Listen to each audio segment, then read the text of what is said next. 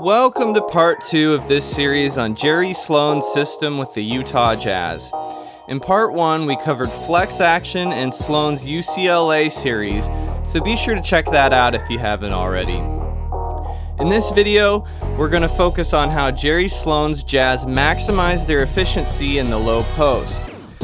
Obviously, they had a star on the block in Karl Malone, but it's what the rest of the team did off the ball that maximized their results when he was going to work down low. With a dominant low post player like Karl Malone, the easiest decision for the defense is to double him in the post to try to get the ball out of his hands or to make a shot attempt as difficult as possible.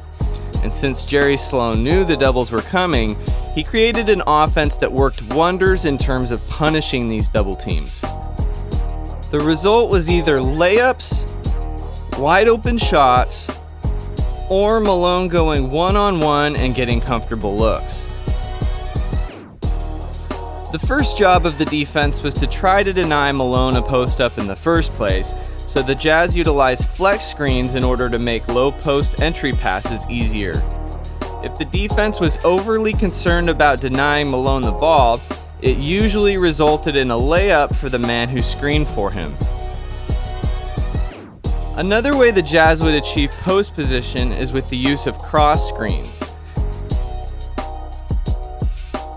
You would see a guard or forward like Brian Russell look like he was about to post up, but then he would set a cross screen for Malone to get into the post. And there's a yin and yang to this. Malone's gravity would open up looks for Russell popping out to the perimeter in these situations.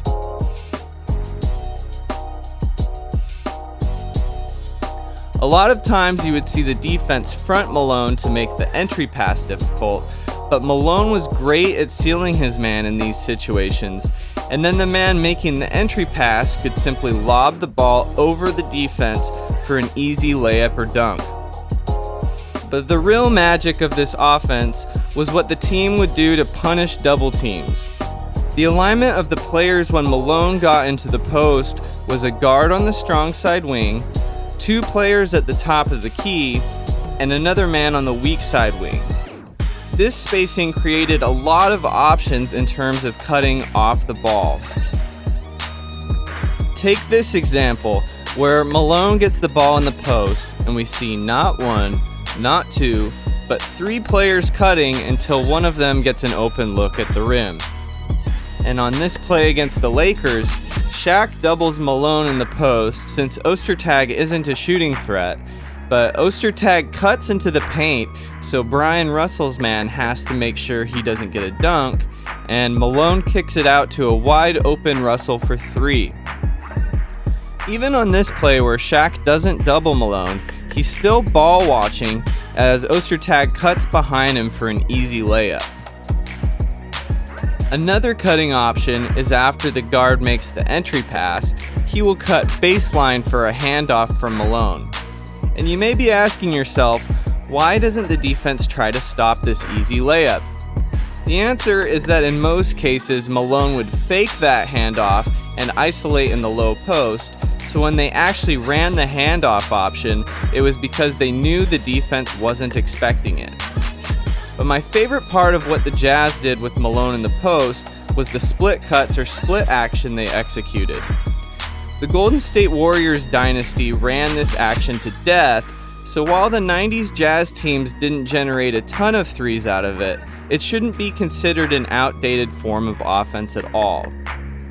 Split action is where the ball is entered into the post, and then a guard on the wing will set a flare screen for another player at the top of the key. The guard on the wing has the option to either slip the screen and cut through the paint, or to actually set the screen and then pop out to the top of the key after setting it. The player originally at the top of the key will use the flare screen to either get an open jumper or to continue the cut to receive a handoff from Malone, or a few other options.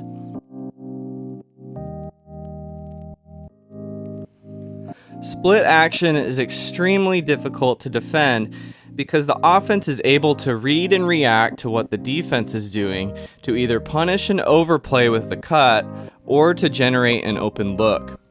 And if none of this works, at the very least, it's distracting the defense while the man in the post can go to work.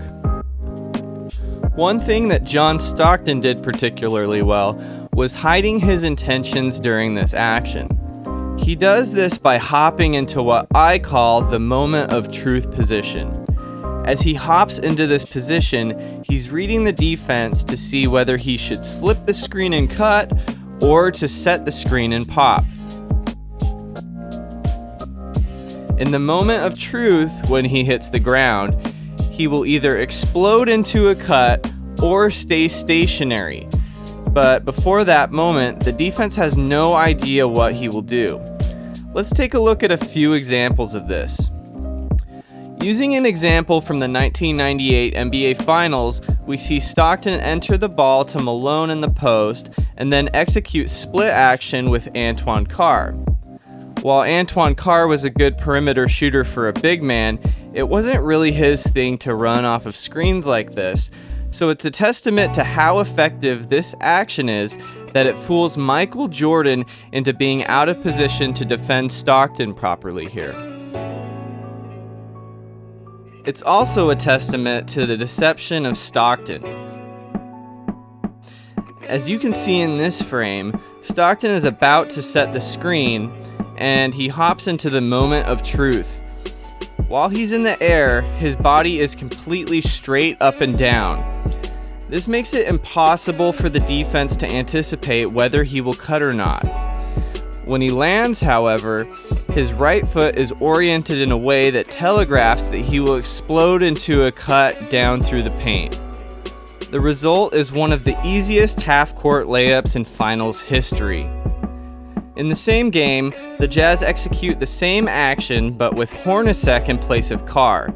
This time, as Stockton hops into the moment of truth, once again his body language hides his intentions as he is straight up and down.